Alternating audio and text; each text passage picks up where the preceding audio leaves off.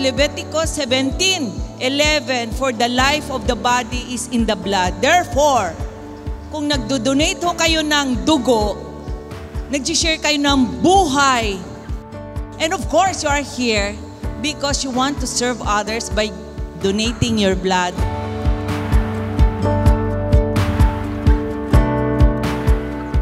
Blood cannot be manufactured. The biggest challenge facing blood service facility is to ensure safe and sustainable supply of blood adequate to meet the needs of patients requiring blood transfusion. All of us can make a significant difference.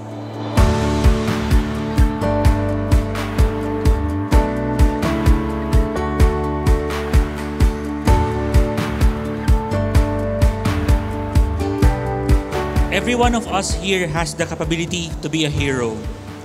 Even in our own little way, we should give back and extend our helping hand.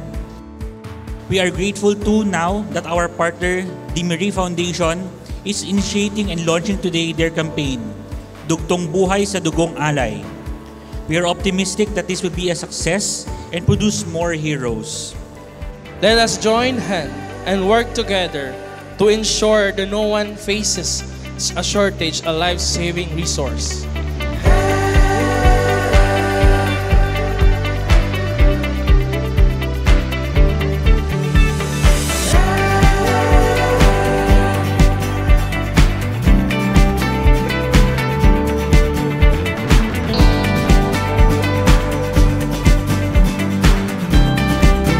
This will be my 5th time to donate blood sa mga ganitong social civic activities.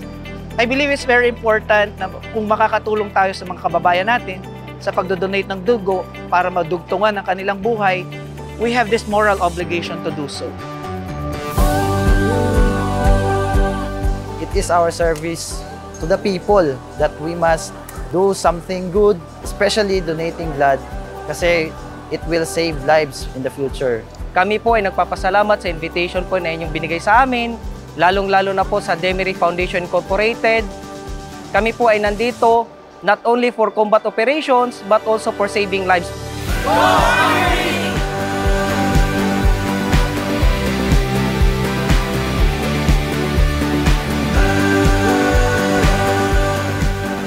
Year 2020, nagka-carpal tunnel ko. Then one of my friend, itagaan ko niya 1 box ng MX3. Praise God, because of that, nag-swell akong pain and relieves the pain. Not endorsing MX3, but I know that is God-given. I am healed. So, thank you very much. And praise God, nakadonate ako ng blood. Ang sakit mo, i-arte mo! Ipapaliwanag ko kung para saan ang MX3. Ang ginawa ng DMI, kinuha yung balat. Yung balat ng mangosteen, yun ang pinaaral sa Canada. At nakita nila ang gandang pampalakas ng ating katawan. May sakit ka man o wala.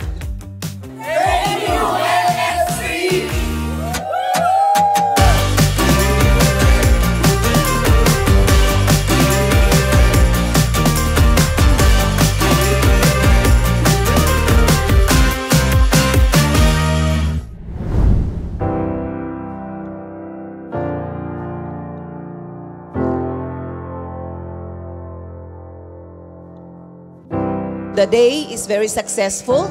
We are very glad so many people came here to donate. To all the donors, salamat sa lahat. For all the sponsors, to all the volunteers and the scholars. Of course, we have our doctors and nurses. Thank you so much for your services, your life shared to us. I think it's better to pray, pray.